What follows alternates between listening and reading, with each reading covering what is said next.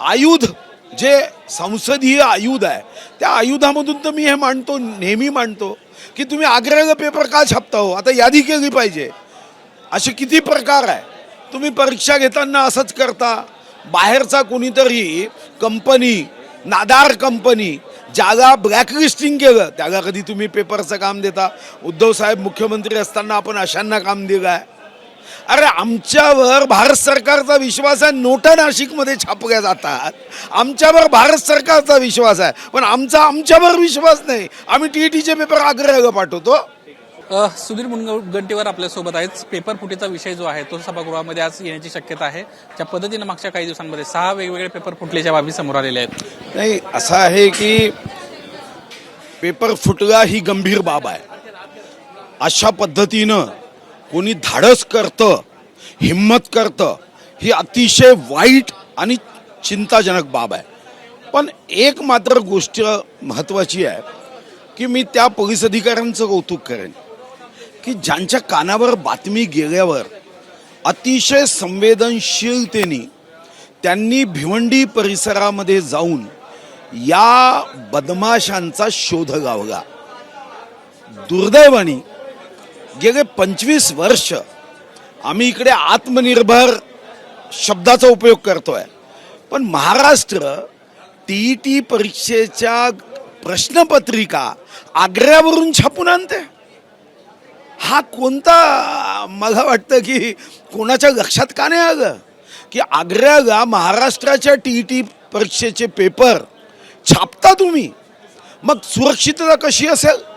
म्हणजे महाराष्ट्राच्या प्रेसवर तुमचा विश्वास नाही आहे, विश्वास आग्र्याच्या प्रेसवर आहे. आता मूलभूत हे बदल करण्याची आवश्यकता आहे. फक्त आनंद इतकाच आहे या गोष्टीमध्ये, या दुःखामध्ये, की पेपर सुरू होण्याच्या अगोदर हे पाप, हे गंभीर प्रकरण उघडकीस आलं. हे मात्र यामध्ये सरकारच्या गृह विभागाचं कौतुक केलं पाहिजे की परीक्षा होण्याच्या अगोदरच, म्हणजे खून होण्याच्या अगोदर खुनी पकडला. भाऊ, तुम्ही ह्या सगळ्या विषयात एक गंभीर गोष्ट मांडली की आग्र्याला पेपर छापले गेले. या सगळ्या विषयाच्या अनुषंगानं मुख्यमंत्री असतील, शिक्षण मंत्री असतील, यांच्याशी तुम्ही बोलणार आहात का? कारण सभागृहात जर चर्चा झाली तर मी विषय मांडतोच. शेवटी या राज्याचा, छत्रपती शिवाजी महाराजांच्या महाराष्ट्राचा मी एक शिवसैनिक, शिवभक्त आहे. मलाही वाटतं की जे जे विषय माझ्यासमोर येतात ते विषय मी मांडले पाहिजे.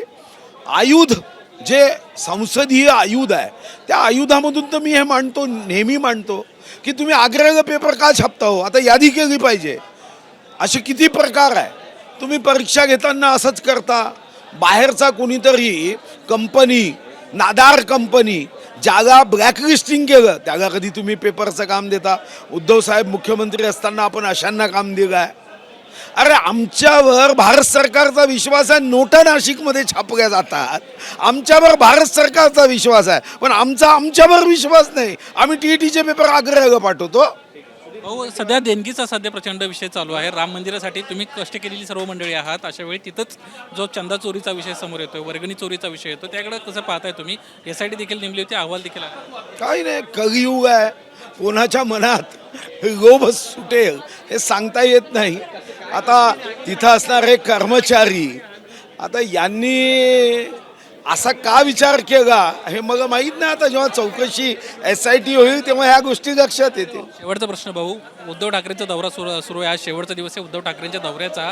त्या दौऱ्याकडे तुम्ही कसं पाहताय? मराठवाड्यात मी स्वागत करतो. विरोधी पक्ष मजबूत असला पाहिजे ही माझी भावना आहे. लोकशाही सुदृढ, सक्षम आणि लोकशाहीची गुणवत्ता चांगली ठेवायची असेल तर विरोधी पक्षही सक्षम असावा आणि फक्त प्रयत्न त्यांनी केला पाहिजे. त्यांच्या पार्टीला सक्षम करण्यासाठी देवेंद्रजी प्रयत्न करणार नाही आणि म्हणून त्यांनी दौरे करावे, संघटन मजबूत करावं. असे महत्त्वाचे विषय जिथं असतील तिथं आम्ही सत्तारूढ आहो, कुठं चुकत असू तर तेव्हा ते लक्षात आणून द्यावं. याचंच खरं महत्त्व आहे.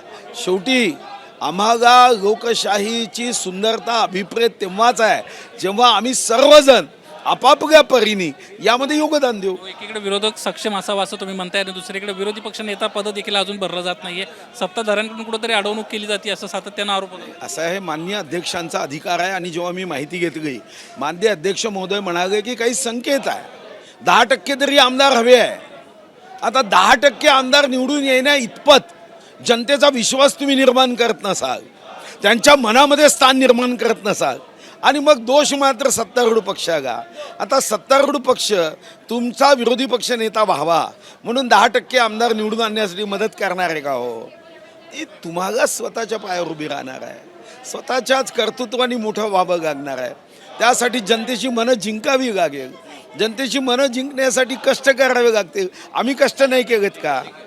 कधी पक्ष बदलला? जन्मापासून जेव्हा केव्हा आम्हाला बोलता आलं तेव्हापासून पहिला शब्द आईच्या सोबत भारत माता ही आमच्या हृदयामध्ये सामावली आहे. शेवटी राजकारणामध्ये येता सत्ता येते जाते, याचं काही महत्त्व नाही. धन्यवाद आमच्याशी बातचीत केल्याबद्दल. कॅमेरामन अरविंद वारकेसह निलेश बुधावले, एबीपी माझा, मुंबई. एबीपी माझा, उघडा डोळे बघा नीट.